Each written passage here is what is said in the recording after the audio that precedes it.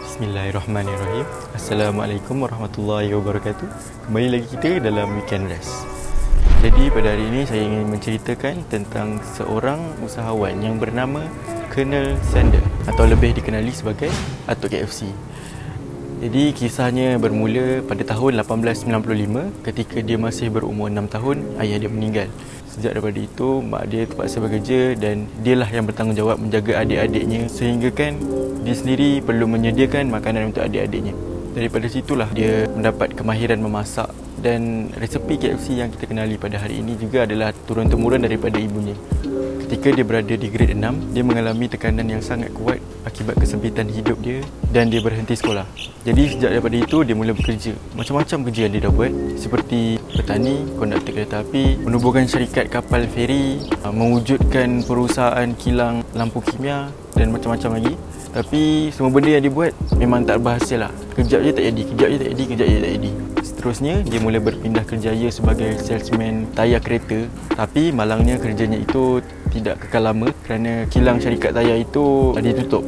So dia kehilangan kerjanya sekali lagi. Pada usia 40 tahun, dia bertemu dengan seorang pengurus besar syarikat minyak yang memintanya untuk menguruskan sebuah stesen minyak bagi pihaknya.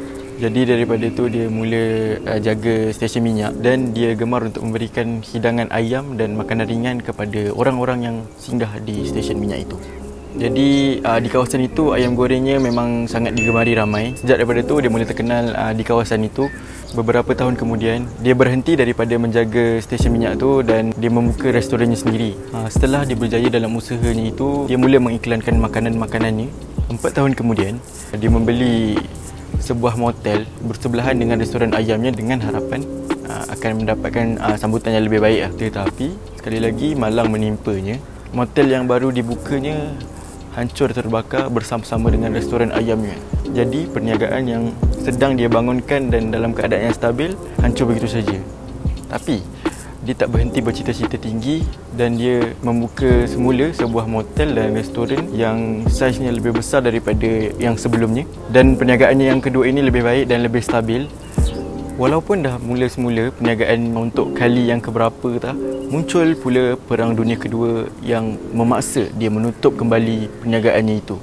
Sampai situ pun kita dah tahu dah betapa banyaknya dugaan yang telah menimpa dia. Setelah Perang Dunia Kedua berakhir, dia cuba menjual resepinya kepada restoran-restoran.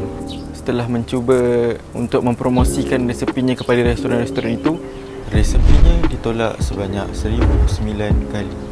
Bukan sikit tu. Kita kalau kali 2 pun dah down kan. So bayangkanlah 1009 kali di reject.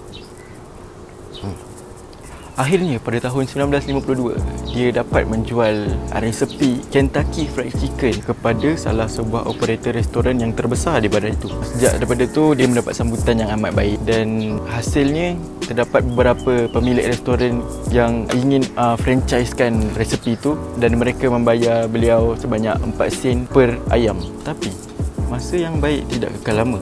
Perniagaan restorannya lumpuh akibat daripada pembuatan lebuh raya antara negeri yang menjadi laluan alternatif mengurangkan lalu lintas kenderaan-kenderaan di hadapan restorannya. So, orang dah lalu jalan lain dah tak lalu jalan tu lah. Jadi disebabkan lumpuh, dijual bisnes dia. Akhirnya dia mengejar impiannya untuk memasarkan resepi ayamnya di seluruh negara. Dan dia mula menjelajahi satu Amerika untuk mencari tempat yang sesuai untuk membuka restorannya. Pada tahun 1959, dia telah membuka restorannya sekali lagi, tapi kali ini bersama dengan HQ syarikatnya sendiri. Ketika ini dia masih pusing satu Amerika untuk memasarkan resepi beliau. Jadi bila pemilik restoran tu suka dengan resepi dia, dia akan nego untuk mendapatkan kontrak memfranchisekan resepi ayamnya itu.